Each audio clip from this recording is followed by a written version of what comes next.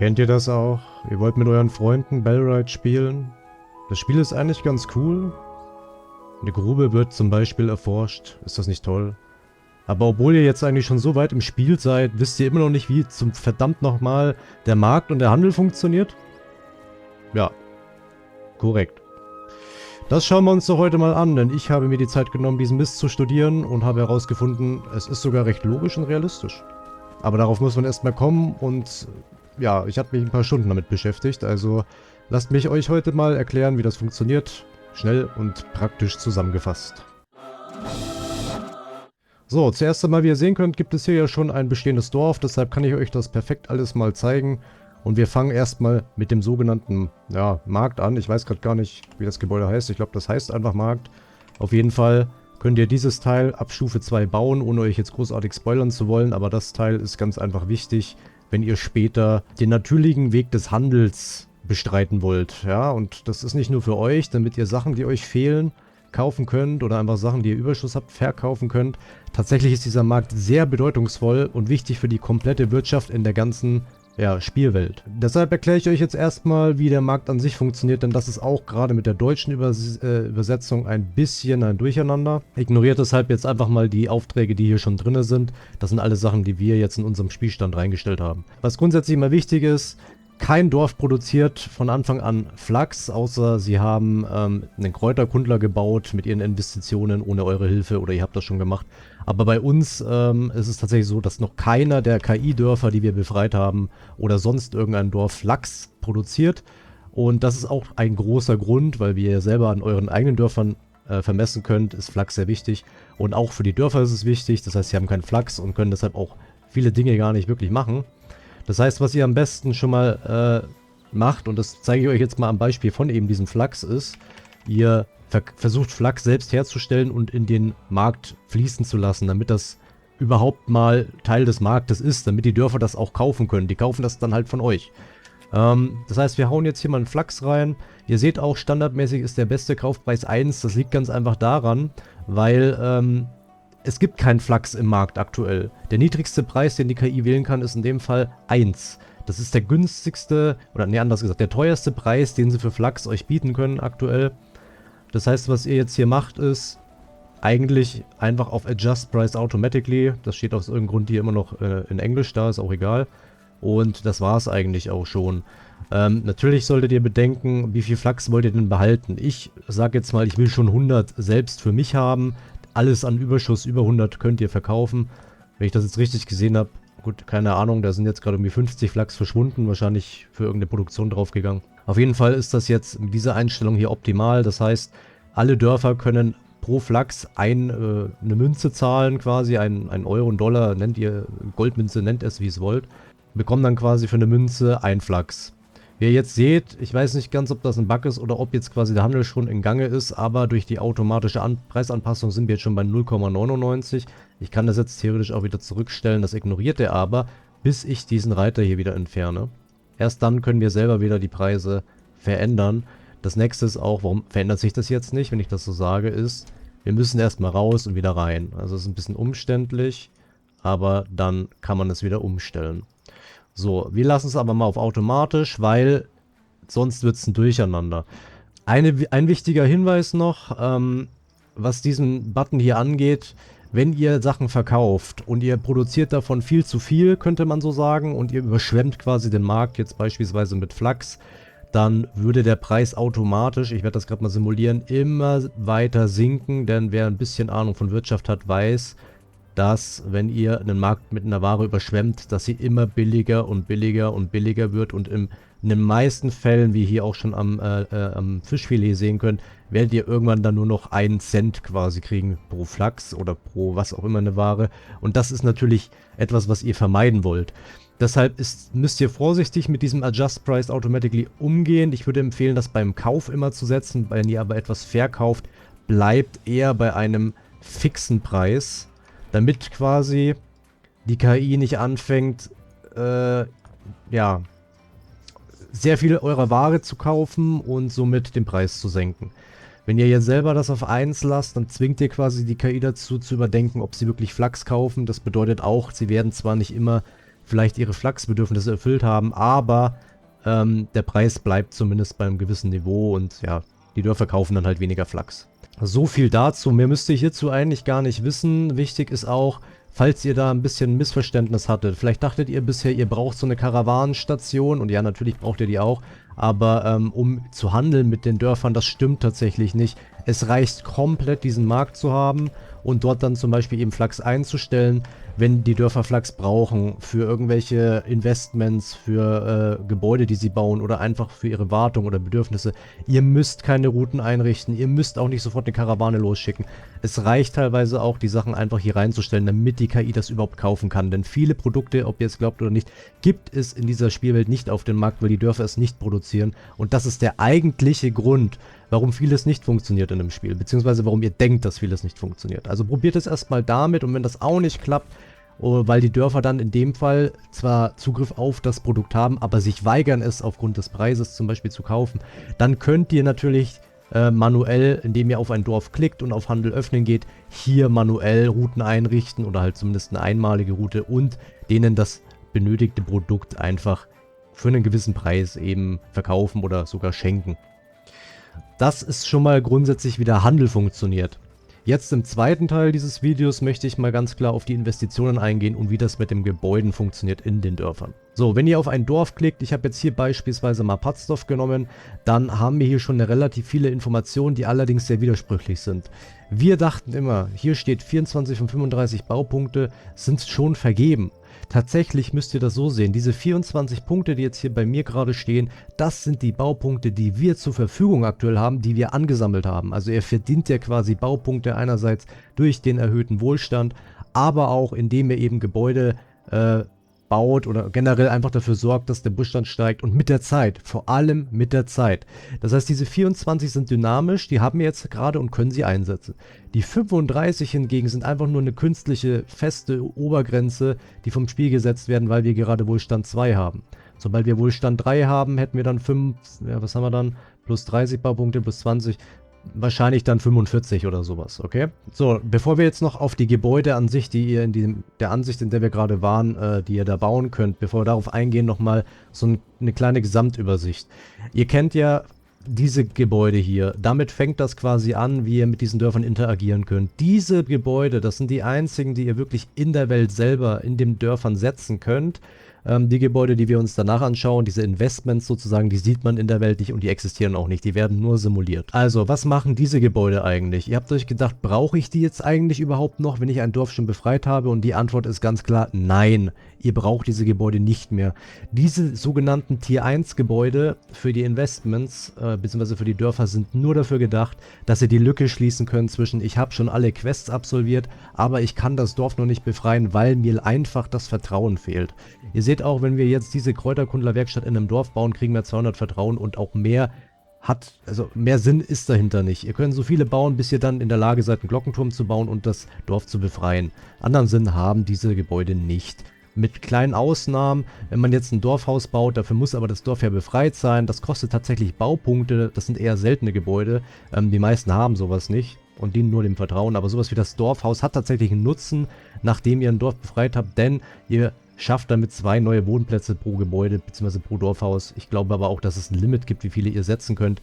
Das kann ich euch jetzt aber auswendig nicht sagen. Jedenfalls schaut euch da einfach gerne mal die Beschreibungen durch von diesen einzelnen Gebäuden und dann der Rest klärt sich von selbst. So, lange Rede, kurzer Sinn. Wir haben jetzt lange geschwafelt. Hier auch nochmal seht ihr die Gebäude, die wir hier gebaut haben von dem Tier 1, die allerdings, wie gesagt, für ab jetzt komplett irrelevant für uns sind. Wir gehen also auf die Wirtschaftsübersicht und sehen schon direkt eine sogenannte Wirtschaftsübersicht. Das sind die täglichen Wohlstandsanforderungen. Ihr habt hier auch nochmal eine relativ schlechte Übersetzung, eine Zusammenfassung, wie das funktioniert. Ich möchte es auch kurz zusammenfassen. Das Wichtigste, alles was grün ist derzeit abgedeckt. Entweder weil sie es von euch kaufen oder von anderen Dörfern, die es produzieren. Und was rot ist, fehlt derzeit. Und die Zahl, die ihr hier seht, ist immer, was sie brauchen, und zwar täglich. Das gleiche gilt auch für die Wartung. Und ganz interessant, falls ihr es noch nicht wusstet, hier steht eingehender Handel. Das, was ihr hier seht, und das sind übrigens, das ist das Flachs aus unserem Dorf, weil das weiß ich, weil es kein anderes Dorf gibt, was Flachs handelt. Das ist schon mal cool zu sehen, wie das, was ich jetzt gerade eingestellt habe mit dem Flachs, direkt seine Früchte trägt. Aber das, was ihr hier seht, ist quasi alles, was das Dorf heute bisher eingekauft hat. Und zwar entweder von euch oder von anderen Dörfern.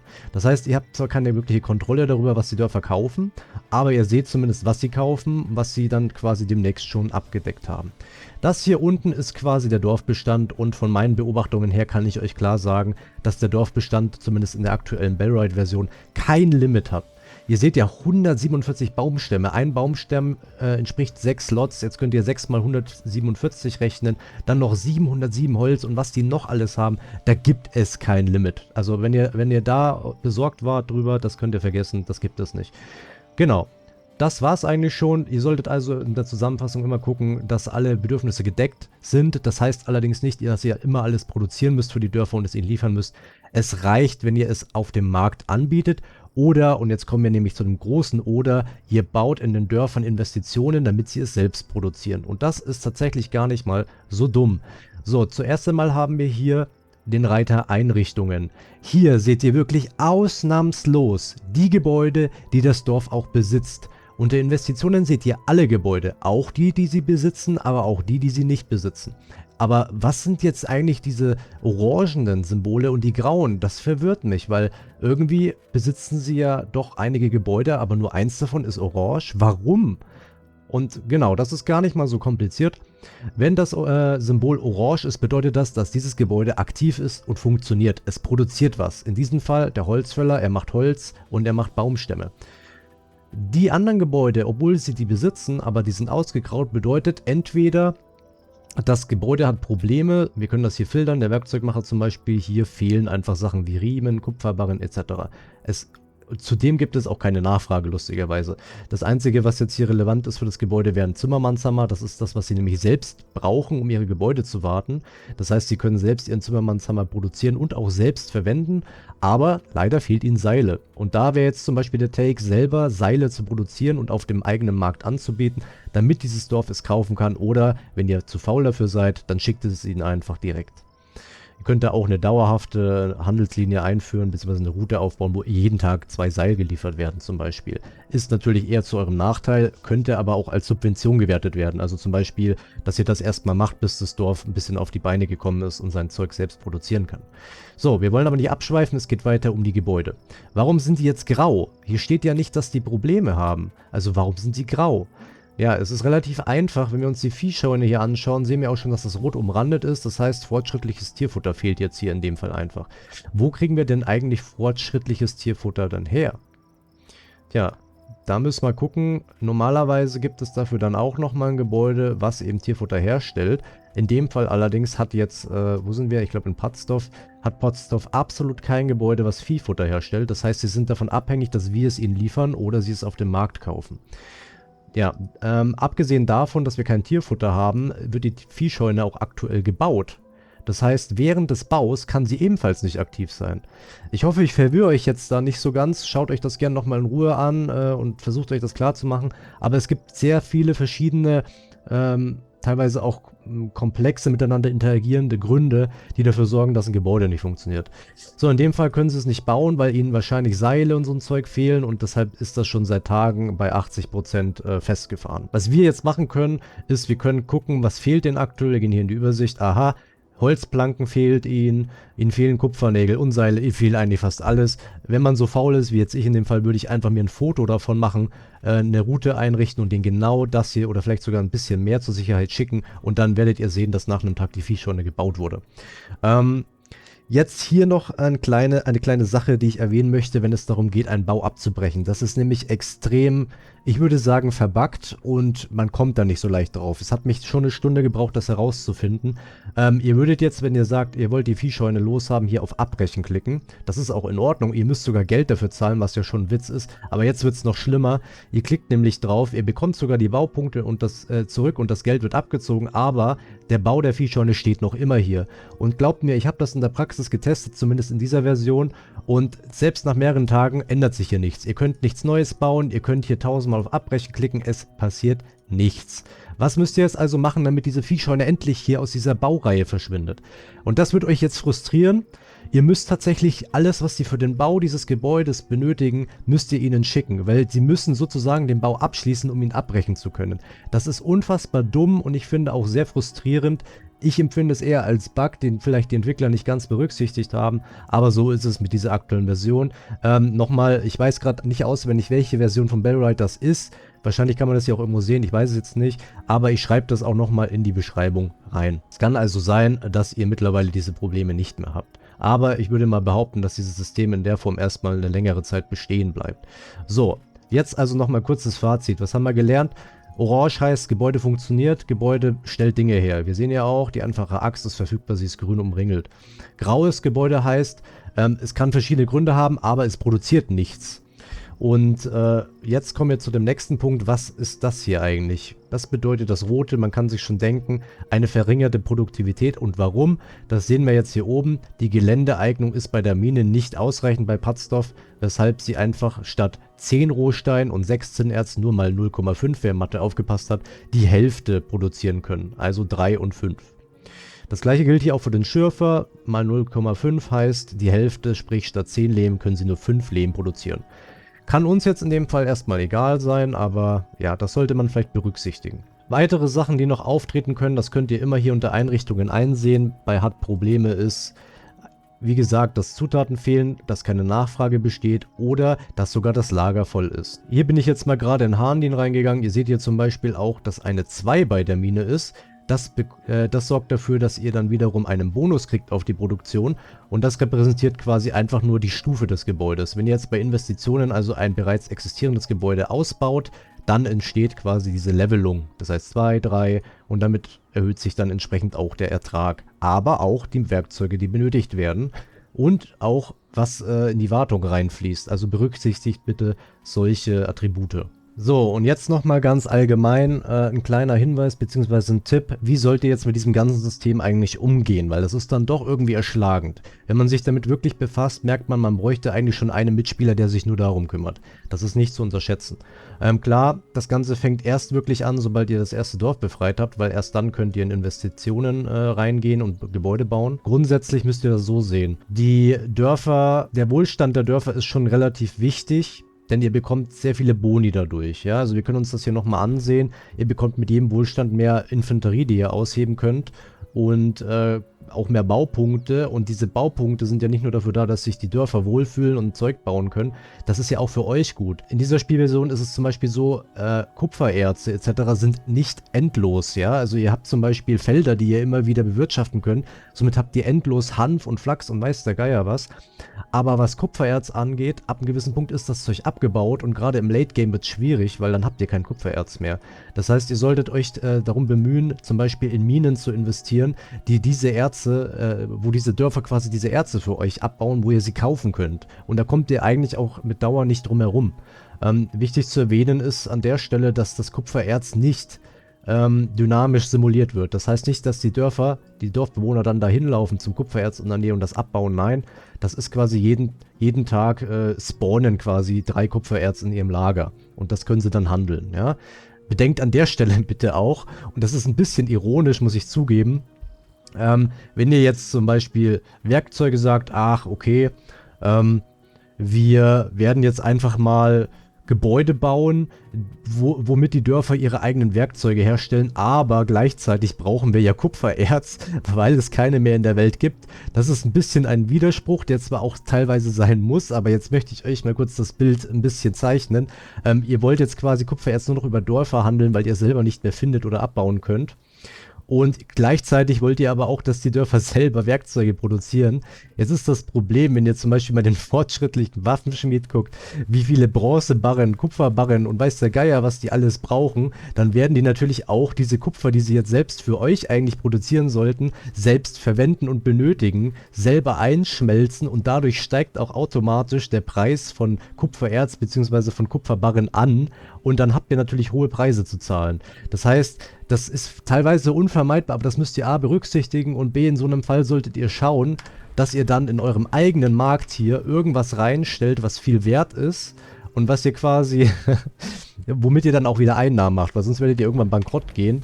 Und einen Tipp möchte ich euch an die Hand geben, wie ihr das gut gucken könnt, was verkaufe ich denn und mit was verdiene ich Geld. Wenn ihr jetzt zum Beispiel in ein Dorf geht, ihr schaut einfach mal durch, was die so alles ja, was die kaufen würden, für euch ist das ja aus eurer Sicht verkaufen, dann seht ihr schon, Oberbekleidung des Bauern, pro Stück 54 Gold, das Zeug kostet ja irgendwie nur Schnüre und Hanf oder sowas, das kann ich permanent produzieren, das verkaufe ich denen. So nehme ich quasi mein Geld ein und im Gegenzug dazu kann ich dann zum Beispiel Zinnerz von denen kaufen. Ja, also versucht, das ist tatsächlich ein sehr realistisches Wirtschaftssystem, sage ich jetzt auch mal als jemand, der Wirtschaft studiert hat. Und es ist auch dadurch ziemlich komplex und dynamisch und ihr müsst euch damit auseinandersetzen, wenn ihr damit arbeiten wollt. Und braucht da eigentlich echt jemanden, der sich drum kümmert. So, noch ein kleiner Hinweis zum Markt. Damit habe ich schon experimentiert, wenn ich jetzt sagen wollen würde tun, dass ich den teuersten Preis für einen Flachs verlange, weil ich zum Beispiel ein Monopol habe, ja. Ich weiß nicht, ich versuche das mal so zu erklären, ein Monopol, ganz schnell, ist einfach, wenn ich der Einzige bin, der Flachs produziert und verkauft. Kein anderes Dorf produziert und verkauft Flachs und das ist auch die Realität im Bellwright, zumindest zum Anfang des Spiels und wenn die Dörfer nicht selber irgendwie was bauen, um Flachs zu ernten, dann habe ich ein Monopol. Und in der Realität ist es so, ich könnte jetzt quasi auf mein Monopol einen Preis von 5 machen, was insane ist. Das ist sehr teuer für die Dörfer. Und in der Realität hätten sie aber keine Wahl, als es zu kaufen, weil es keinen anderen Preis gibt als diese 5. Es ist sehr überteuert, aber sie müssen es kaufen. In Bellwright habe ich schon probiert, funktioniert das nicht. Wenn ihr das auf 5 stellt, werden die Dörfer einfach sagen, nee, wir kaufen das dann halt nicht. Und deshalb, ja, müsst ihr da ein bisschen aufpassen, dass ihr nicht über die 0% geht. Was ich mir vorstellen kann, aber das würde zu lange Zeit nehmen, um das zu untersuchen, ist, umso teurer ihr das macht, umso unwahrscheinlicher wird es, dass die Dörfer das kaufen. Das heißt, während jeden Tag bis zu 100 Flachs unter $1 verkauft wird, würden dann ich sage jetzt einfach mal Dollar, weil Gold ist irgendwie ein bisschen ungewöhnlicher Begriff dafür, wenn ich jetzt für $5 das anbiete, dann wird wahrscheinlich nur ein Flachs am Tag verkauft, beispielsweise. Ja, also wir sehen jetzt hier heute schon, wir haben bereits 20 verkauft und dafür 69 Münzen bekommen. Gut, wir haben noch andere Sachen verkauft, deshalb ist das jetzt ein bisschen blöd. Aber ja. So, das wäre jetzt eigentlich soweit fast alles. Jetzt müsst ihr noch eine Sache bedenken und auch hier wieder absoluter Realismus, das würde man gar nicht glauben. Aber mit jedem Wohlstand, der sich erhöht und mit jedem Soldaten, die an Miliz dazu bekommen und Gebäuden, die ihr baut und bla bla bla, erhöht sich deren Wartungs-, Ausrüstungs- und eventuell auch Nahrungsbedarf. Wie ihr hier seht, braucht nämlich Patzdorf einen Speerhelm und einen einfachen Gambison und solche Sachen täglich. Was schon ziemlich extrem ist. Und das nur, weil die schwere Infanterie haben. Und das haben sie von Haus aus, denn jedes Dorf hat tatsächlich besondere Einheiten, mehr oder weniger. Also wir sehen hier, Patzdorf hat bei Stufe 2 einen Bogenschützen und schwere Infanterie. Harndin hingegen hat bei Stufe 2 einen Bogenschützen und leichte Infanterie. Also ich denke auch, dass das ein bisschen davon abhängt, wie weit runter ihr geht, denn die Dörfer werden da ja auch ein bisschen Late-Game-mäßiger und da auch eben größere Ansprüche entstehen. Das müsst ihr also unbedingt auch berücksichtigen, wenn ihr den Wohlstand erhöhen wollt und wenn ihr neue Gebäude baut. Es wird dadurch nicht leichter unbedingt, sondern sogar vielleicht komplizierter, denn ihr müsst mehr Ausrüstung in den Markt pumpen oder dafür sorgen, dass die Dörfer mehr Ausrüstung in den Markt pumpen. So, und zu guter Letzt noch ein kleiner Hinweis zur Simulation in diesem Spiel. Ich habe es eigentlich schon angeschnitten, aber alles, was ihr hier im Markt verkauft, ist Realtime, mehr oder weniger. Das heißt, wenn ihr zum Beispiel jetzt schlafen geht, ihr legt euch ins Bett und ihr wacht morgen wieder auf in dem Spiel, dann simuliert das Spiel komplett den Markt für die Nacht. Das heißt, ihr werdet hier reingehen und sehen, okay, es wurden 88 Flachs über die Nacht verkauft und habt dafür dann ja auch 88 Münzen bekommen. Tagsüber wird das dann quasi kontinuierlich simuliert. Das heißt, wenn das Dorf bei euch was kauft, dann ändert sich das auch. Das kann zu jeder Zeit sein.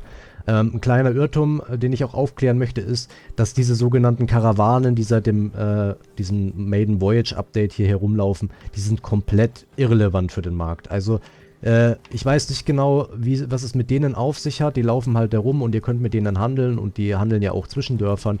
Aber die müssen nicht bei eurem Markt stehen und auftauchen, um was zu kaufen. Das ist komplett unabhängig davon und dynamisch. Das kann sich jederzeit hier einfach ändern. So, damit wär's das dann auch schon. Ist das nicht ein wunderschöner Tag in Bellwright.